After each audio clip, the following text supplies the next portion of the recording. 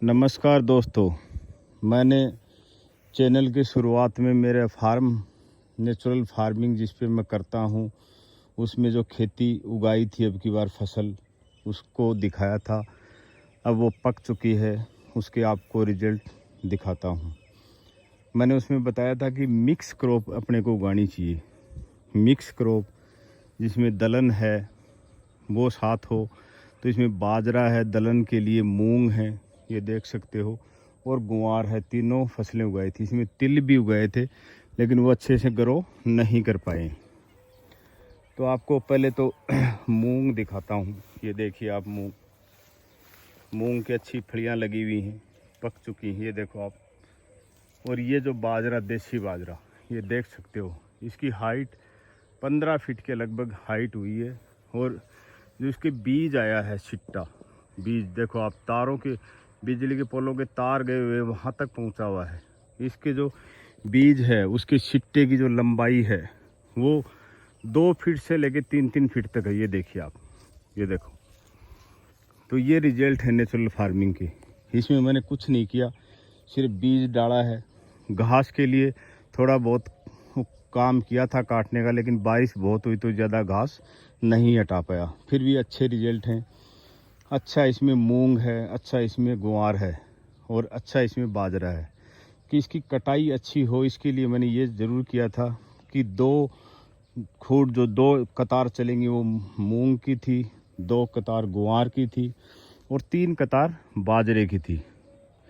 इसमें जो बीज था बाजरे का वो मेरा खुद का था, मूंग का बीज वो मेरा खुद का था जो मैं कई सालों से उगाता हूँ, और गुआर का बीज बाज़ार से लेके आया था। लेकिन इसके रिजल्ट भी ठीक हैं, अच्छी फलियाँ लगी हैं गुआर के।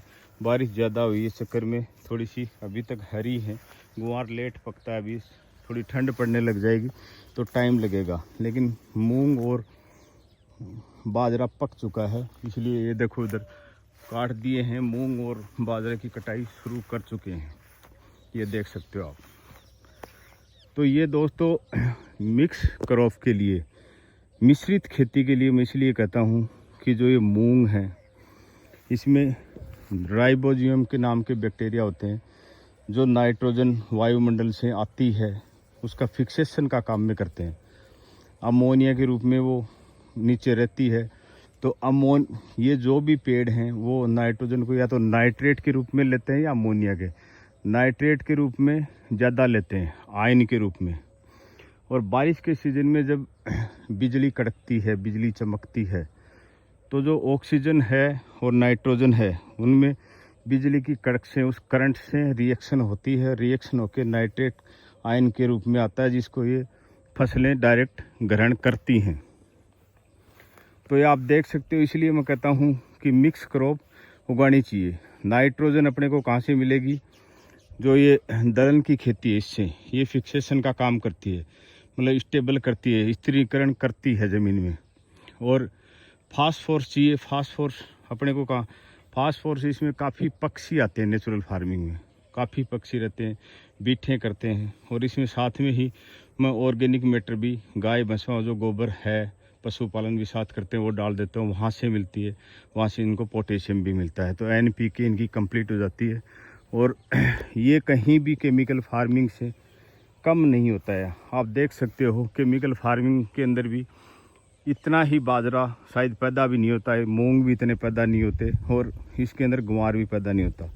दूसरा, केमिकल फार्मिंग में करता तो घास के लिए मैं स्प्रे करता, तो घास बाजरे के लिए अलग केमिकल आता है, मूंग के लिए अलग आता है, गुआर के लिए अलग केमिकल आता है। तो वो केमिकल की स्प्रे से यदि बाजरा खिला तो वो मूंग और गुआर को जला देता। तो वो भी बड़े नुकसान है। यदि आप मिक्स क्रॉप करते हो तो आप स्प्रे नहीं कर सकते, आपके स्प्रे के पैसे बचेंगे और आपको मल्टीपल क्रॉप होगी, कम होगी। लेकिन जो भी आपकी लागत है वो जो 6 फसल है जो इसमें 6 फसल मूंग और गुआर है, उससे आपके पूरे खर्चे निकल जाते हैं। इसलिए आपको नेचुरल फार्मिंग के अंदर मिक्स क्रॉप ही उगानी चाहिए। दूसरा, बीज का सिलेक्शन आपको खुद करना चाहिए, बीज अपने खुद के रखने चाहिए। ये बाजरे का जैसे सिलेक्शन है, अब इसमें जो भी बड़े बाजरे के बीज हैं, छिट्टे जो बड़े छिट्टे हैं, उनका बीज को रखा जाएगा अगली बार बिजाई करने के लिए, अगली बार उगाने के लिए, तो वो मैं आपको बता देता हूँ। जो सबसे हेल्दी छिट्टा होता है, जो सबसे हेल्दी बीज होता है, उसको कैसे रखते हैं। इसको थोड़ा ऊपर से काट देते हैं, थोड़ा ऊपर से काट देते हैं, थोड़ा सा नीचे से काट देते हैं, और ये बीज का हिस्सा बीज के लिए अपन रखते हैं।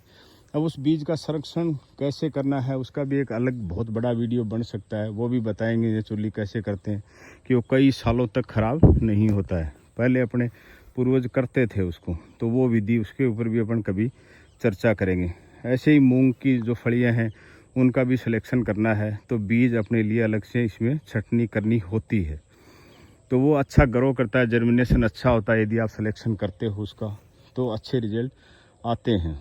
तो ये बिल्कुल पक चुका है बाजरा। इसमें से पक्षियों ने भी अभी तक लगे हुए पक्षी भी खाते हैं, और भी कीट वो भी खाते हैं, और ये पशु भी इसका जो बचेगा खाएंगे। जब भी किसान बोता है, इसलिए वो पहला जब जिस दिन बिजाई शुरू करता है वो एक शब्द बोलता है कि बहन का, बेटी का, पक्षियों का, पशुओं का, सबके लिए परमात्मा इसमें अनाज पैदा करे, और जो बचे वो हमारे को भी मिले।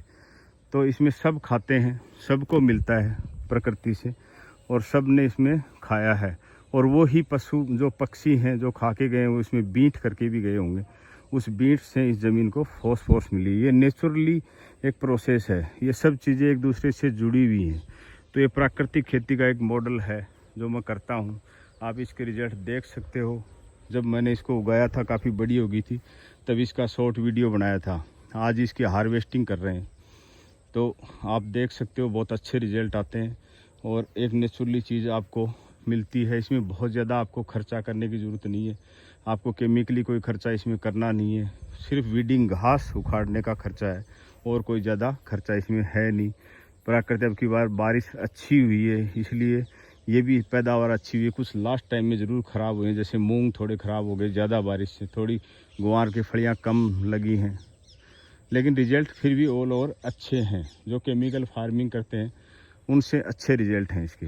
तो आपको नेचुरल फार्मिंग की तरफ आना चाहिए, क्योंकि इसमें यदि आपको लगता है कि पैदावार कम होगी तो आपके खर्चे बचेंगे। यदि पैदावार आपकी 10-15% आपको लगता है कम होगी, तो 10-15% आपके खर्चे भी कम हो जाते हैं। इसलिए मैं सबसे आग्रह करूंगा कि आपको नेचुरल फार्मिंग कम से कम अपने, यदि आप खेती करते हो तो अपने परिवार के लिए ज़रूर करनी चाहिए, उगानी चाहिए।